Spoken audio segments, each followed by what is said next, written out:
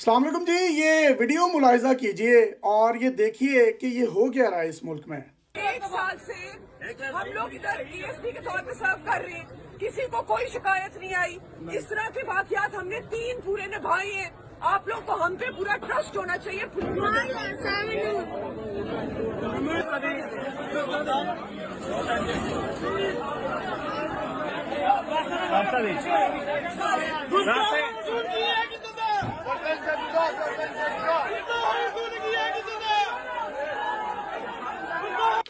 ये खातून देखी है आपने, ये इचरा बाजार है लाहौर का, वहां पर आज दिन 1 बजे दिन दिहाड़े गई हैं और इन्होंने जो लिबास पहना हुआ था, कुछ लोगों ने समझा कि ये कुरानी आयात लिखी हुई हैं। इन्होंने कोई कुरान की आयात की जो है वो बेहुरमती कर दी है या इनसे कोई तौहीन हो गई है। उन्होंने फौरी तौर पर इस खातून से कहा कि आप इस कुर्ते को उतार दें। अब उसके बाद एक और वीडियो देखिए जिसमें ये खातून वहां बैठी हुई हैं, डरी हुई हैं और इर्द गिर्द जो हजूम है वो इनको कह रहा है कि तौबा अस्तगफिरुल्लाह, इन्होंने इस्लाम की जो है, कुरान की जो है तौहीन कर दी है और ये बहुत बुरा किया। और उनको कहा जा रहा है खड़ी हो, उठ के खड़ी हो, कि मतलब खड़ी हो जाओ, ये तुम अगर ऊपर बैठी हुई हो तो ये कुरानी आयात पर बैठी हुई हो नाउजुबिल्लाह, जिसकी वजह से इनकी तौहीन हो रही है। तो जनाब ये वाकया कुछ इस तरीके से पेश आया है कि ये खातून जब इचरा बाजार में पहुंची उसके बाद लोगों ने इन पर लान तान शुरू कर दी और किसी ने ये भी देखना गवारा नहीं किया कि खातून के कपड़ों के ऊपर ये जो लिखा हुआ है ये कैलीग्राफिक स्टाइल है जिसको खताती बोलते हैं उर्दू में, और ये हलवा लिखा हुआ है जिसका मतलब होता है हसीन, खूबसूरत, स्वीट या मीठा। लेकिन लोगों ने इसको कुरानी आयात से जो है वो तशबीह दे दी कि शायद ये कोई नाउजुबिल्लाह कुरानी आयात इसने पहन रखी हैं। उसके बाद ये जो एएसपी हैं गुलबर्ग शहर बानो नकवी, ये खुद भी सैयदजादी हैं, इन्होंने अपनी जान को खतरे में डालकर जिस तरीके से इस खातून को इस दुकान के अंदर से निकाला है, ये काबिल तहसीन है। ये जो पुलिस ऑफिसर हैं और इनको मैं सल्यूट पेश करना चाहता हूं। आप ये देखिए, मतलब हमारे इस मुल्क में कोई भी शख्स किसी भी किस्म की कोई इन्वेस्टिगेशन नहीं करता, तहकीक नहीं करता और किसी पर भी मजहब का इल्जाम लगाकर उसको कत्ल कर देना, उसको मार देना या उसके परखचे उड़ा देना। हालांकि अगर इस तरह के कोई वाकयात पाकिस्तान में होते भी हैं तो पाकिस्तान में कानून है, मतलब यहां कोई जंगल थोड़ी है कि मतलब आप अपने फैसले खुद ही करने लग जाएं। और अगर यहां पर पुलिस बर वक्त ना पहुंचती, डॉल्फिन फोर्स यहां पर ना पहुंचती, उन्होंने बड़ी मुश्किल से हजूम से बचाकर इसको एक दुकान के अंदर बिठाया और उसके बाद शटर को नीचे कर दिया। अंदर 4 से 5 पुलिस एहलकार मौजूद थे जो उसको प्रोटेक्शन दे रहे थे। और ये जो एएसपी साहिबा हैं, मैं इनको दोबारा खिराज तहसीन पेश करूंगा। इन्होंने जिस तरीके से इस लड़की को खुद बगल में लेकर वहां से निकली हैं और ये वहां से लेकर इनको थाने में गई हैं, और मैं समझता हूं कि अगर यहां पर ये पुलिस एहलकार मौजूद ना होते, ये पुलिस ऑफिसर मौजूद ना होती तो खुदा ना खास्ता एक बहुत बड़ा सानिया हो जाना था। मतलब आप तहकीक तो कर लें कि ये जो खातून ने कपड़े पहने, आप पढ़ तो लें उस पर लिखा हुआ क्या है, किसी से पूछ ही लें।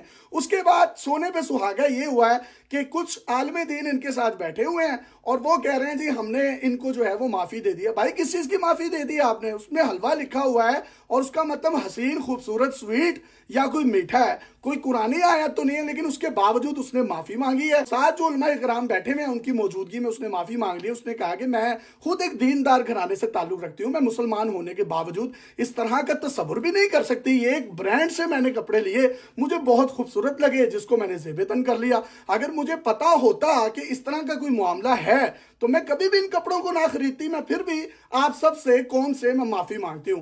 आप दूसरी तरफ देखिए, श्रीलंकन एक मैनेजर था जो सियालकोट में, जिसको जला दिया गया, उसकी लाश रियासत पाकिस्तान से श्रीलंका में गई। क्या इमेज गया यार हम लोगों का। और बाद में पता चला जी वो बड़ा पंक्चुअल था और वो यहां पर पाकिस्तानियों को ऑन टाइम आने के लिए डांटता था, जिसकी वजह से सबकी जाती रंजिशें थी।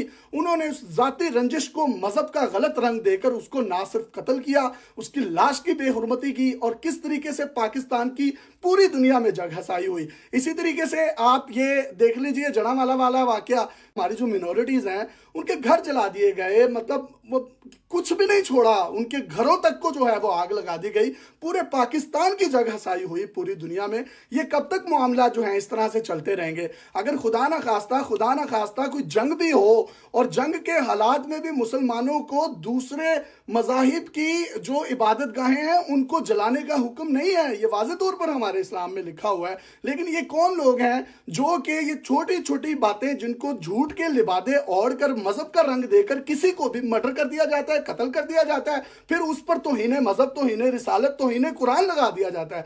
मतलब अगर किसी ने इस तरह का खुदा ना खास्ता मामला किया है तो उसके अगेंस्ट हम जाने कुर्बान है नबी करीम सल्लल्लाहु अलैहि वसल्लम पर, अपने दीन पर, अपने इस्लाम पर। लेकिन इन लोगों की वजह से जो इस्लाम का जो असल तशख़्ख़ुस है वो तो सही तरीके से सामने नहीं आता दुनिया के। इसकी वजह से क्या होता है कि हमारी जग हसाई होती है। और आज ये देखिए जिस तरीके से ये मामला हुआ है, और अगर ये पुलिस एहलकार वहां मौजूद ना होती, ये शहर बानो नकवी और इसके साथ जो एहलकार थे, तो इसको मार कर किसी ना किसी ने जो है ना वो जन्नत ले लेनी थी। ये दोबारा वीडियो देखिए जिसमें वो सहमी हुई, डरी हुई बच्ची बैठी हुई है और उसको पीछे से कहा जा रहा है कि तौबा अस्तगफिरुल्लाह। ये तो इस्लाम, मतलब आप इस तरह की जब बात करते हैं, मुश्तिल करते हैं हजूम को जो ऑलरेडी वहां पर मौजूद होता है। इतने वाकयात ऐसे पाकिस्तान में हो चुके हैं, लेकिन उसके बावजूद भी अगर हमारे कानों पर जूं तक नहीं रेंगती तो हम किस तरफ जा रहे हैं बहैसियत मुआशरा।